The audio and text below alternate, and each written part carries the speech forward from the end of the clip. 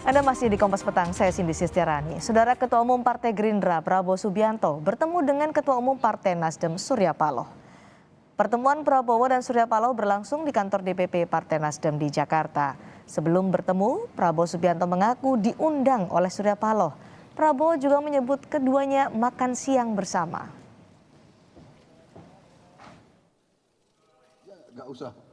Gak harus Prabowo, ya kan?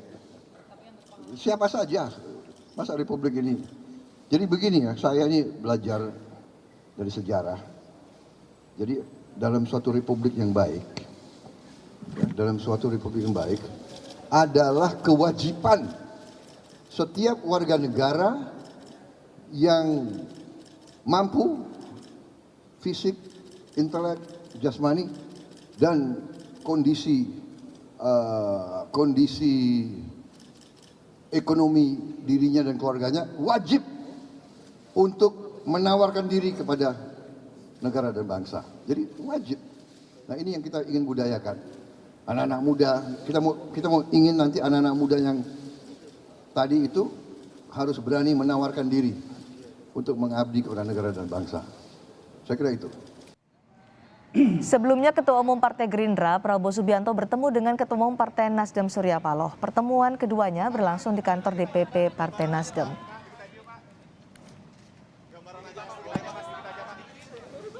Dan Prabowo juga mengaku ia diundang Surya Paloh.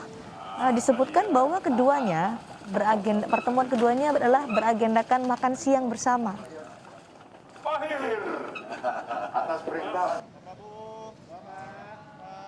Pertemuan Prabowo Subianto dan Surya Paloh memunculkan pertanyaan, apakah pertemuan ini membicarakan soal pasangan capres di 2024 nanti? Kami membahasnya bersama Wakil Sekjen Partai Nasdem Hermawi Taslim bersama Direktur Carta Politika Yunarto Wijaya. Selamat sore Pak Taslim, selamat sore Mas Toto. Boleh tetap dipakai maskernya Pak karena kita masih dalam situasi pandemi. Terima kasih Pak Taslim. Pak Taslim, tadi pertemuan antara Ketua Umum Partai Nasdem dan Ketua Umum Partai Gerindra. Soal apa sih Pak? Kan nggak mungkin kalau hanya makan siang karena pertemuannya panjang nih. Ya, jadi memang pertemuannya panjang. Dari jam 12 sampai sekitar setengah 5. Ya. Pertemuan itu sebenarnya kelanjutan dari pertemuan mereka minggu lalu di Solo ketika sama-sama menghadiri pernikahan adiknya Presiden dengan Ketua MK. Terjadi pembicaraan begitu, Pak Prabowo bilang, kok Nasdem punya kantor baru, saya nggak pernah diajak. Ya udah, sekalian nanti kita ajak. Nah, pertemuan tadi cukup komplit karena Pak Prabowo didampingi oleh Wakil Ketua DPR, Wakil Ketua MPR, ada Budi Juwandono, ada berapa lagi, Nasdem juga didampingi oleh. Jadi komplit lah ya, petinggi-petinggi dua partai semuanya hadir. Oke. Kalau sekomplit itu dengan durasi yang panjang Pak, dari jam 12 sampai tadi baru keluar jam 5 sore, apakah ini tidak mungkin juga berbicara soal Pilpres 2024? Jadi begini, ini pertemuan dua sahabat lama. Yang pertama pertemuan dua sahabat lama yang sudah lama tidak ketemu. Yang kedua pertemuan dua tokoh nasional yang juga mau tidak mau pasti menyinggung tentang agenda nasional. Termasuk Pilpres 2024? Termasuk Pilpres, semua dibicarakan. Tadi di samping canda-canda, tadi di situ ada beberapa senior lain, saya sebut saja Pak Enggar dan Pak Siswono. Bahkan Pak Prabowo bercanda, kita ini semua kan alumni Golkar, candanya begitu. Tapi apakah berbicara soal Pilpres 2024 adalah untuk mencocokkan atau memasang-masangkan siapa capres siapa? Belum sampai di situ. Tadi masih bicara tentang situasi saat ini, parameter-parameter yang diperlukan. Pak Surya tadi mengatakan, saya masih ingat, beliau berulang-ulang mengatakan 2024 harus menjadi momentum untuk meneguhkan kembali politik kebangsaan. Meneguhkan politik kebangsaan, kita meminggirkan secara perlahan-lahan tapi pasti politik aliran, politik identitas dan seterusnya. Jadi artinya kita semakin bersama-sama semakin mendewasakan masyarakat Memilih orang tidak ditanya agamanya apa, memilih orang tidak ditanya sukunya apa, memilih orang tentang apa yang kamu bisa buat bagi bangsa dan negara. Itu untuk Pilpres 2024 yang diobrolkan oleh dengan Prabowo Subianto. Mas Toto, apakah pembicaraan hanya soal itu menurut Anda atau sebenarnya ada hal lain di balik layar pertemuan antara Mas Toto lebih tahu lah. antara Surya Paloh dan juga Prabowo Subianto soal Pilpres, siapa pasangan capres cawapresnya, mungkin koalisi dua partai? Kalau menerka apa yang terjadi sungguhnya pasti Pak Taslim lebih tahu ya, karena Pak Taslim ada di situ. Tapi ya pasti kan analis pertama adalah ini hanya silaturahmi saja, sebuah kebetulan dari pertemuan di Solo yang kemudian berlanjut, dan mungkin saja ya karena memang Nasdem kan punya tower baru gitu kan, Pak Surya Paloh ingin menunjukkan tower barunya. Yang kedua, tapi kalau ingin dilihat dalam framing terkait dengan koalisi politik pun, ini menunjukkan minimal bahwa 2024 memang sangat cair, jauh dibandingkan dengan 2019 ketika incumbent masih bisa maju kembali. Kenapa? Akan banyak pihak yang libido politiknya jauh lebih tinggi, merasa dirinya bisa jadi capres atau cawapres, tapi kan kemudian berbenturan dengan prasyarat untuk menjadi capres cawapres pun harus memenuhi prasyarat 20 atau 25% suara. Sehingga kita pasti akan melihat dalam setahun ke depan menjelang pendaftaran peristiwa-peristiwa pertemuan antar partai, capres dengan partai, cawapres dengan partai. Itu yang menurut saya bisa disimpulkan pertama bahwa kita belum bisa menerka pola koalisi yang ada, baik jumlah koalisi ataupun siapa dengan siapa. Yang ketiga, kalau mau masuk lebih mikro lagi kepada analisis koalisi apakah mungkin dijalankan oleh Nasdem dengan Gerindra, saya pikir dibandingkan dengan misalnya KIB yang sudah muncul menyatakan dirinya berkoalisi, kalau ingin dilihat ini sebagai sebuah koalisi, ada satu value added.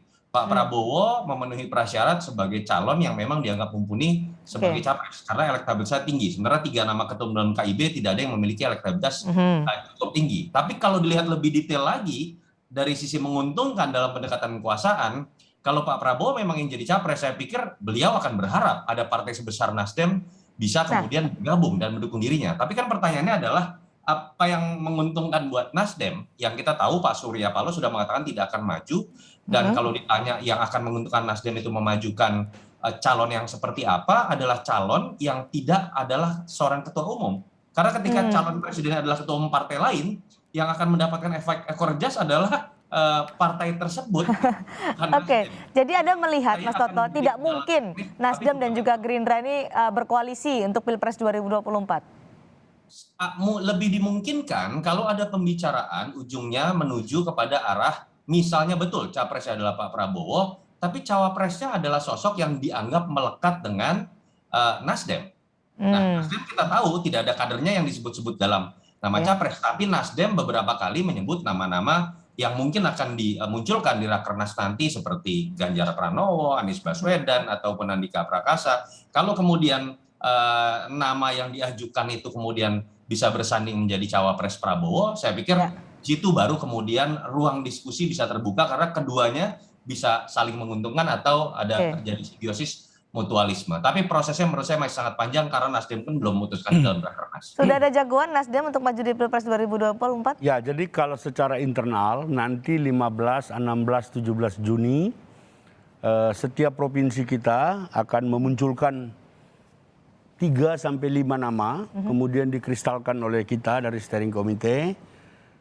Kita akan dapat 3 nama. 3 nama itu nanti akan dimandatkan kepada Pak Surya Paloh, baik sebagai ketua umum maupun sebagai mandataris Kongres, untuk melakukan upaya-upaya penjajakan kerjasama. Siapa saja 3 nama itu, Pak Taslim? Belum, nanti 15, 16, 17. Jadi 15, 16, 17 itu provinsi-provinsi menyampaikan di forum Rakernas nanti di Info yang beredar, Nasdem sedang melirik Anies Baswedan, Gubernur DKI Jakarta. Jadi begini, Nasdem itu kan partai modern, salah satu basisnya survei, bukan satu-satunya. Nah, nama yang beredar di sekitar di kalangan orang Nasdem yang 12 juta ini ada nama Anies, tapi Anies bukan satu-satunya. Tapi sekarang kita belum menentukan sama sekali. Nanti yang kita tentukan itu juga baru 3 calon. Nah, saya mau menyambung yang tadi dibilang Mas Toto, pertemuan tadi itu kedua tokoh itu tadi menyepakati akan ada pertemuan-pertemuan berikutnya. Jadi 2024 ini kita mau buat situasi menjadi sedemikian cair tidak ada, kita akan tekan sedemikian rupa polarisasi. Ya. Berpemilu itu dengan riang gembira. Ini peristiwa nasional yang harus disambut dengan situasi yang menyenangkan, bukan mencekam. Kami mengalami 5 tahun yang lalu, ya, sidang-sidang di komisi di MK itu kita sangat terganggu. Oleh situasi-situasi yang seharusnya tidak terjadi. Baik, kalau tadi Pak Taslim mengatakan dalam nanti di tanggal berapa Pak? 16, 17 akan dikerucutkan menjadi 3 nama yang akan diajukan kepada Surya Paloh untuk nanti akan menjadi jagoan Nasdem di Pilpres 2024. Mungkinkah orang-orang yang nanti akan dipegang oleh Nasdem ini berpasangan dengan Prabowo Subianto, Mas Toto? Iya, kalau dalam kapasitas Nasdem ingin menjadi game changer ya, yang paling menguntungkan adalah ketika Nasdem memunculkan nama capres di luar ketua umum partai tadi yang saya sebutkan. Jadi saya sih masih melihat dari pendekatan ini, kalau Nasdem ingin partai menjadi besar, ingin mendapatkan efek ekor jas, pilihan mendukung Pak Prabowo akan jadi pilihan plan B. Karena ketika hanya menjadi cawapres, kader yang didukung, efek ekor jasnya jauh lebih kecil. Ini kan dari sisi pendekatan elektoral. Tapi bukan tidak mungkin ketika kemudian keterpaksaan terjadi, kita kan nggak tahu bagaimana pola koalisi dari partai-partai di luar Nasdem.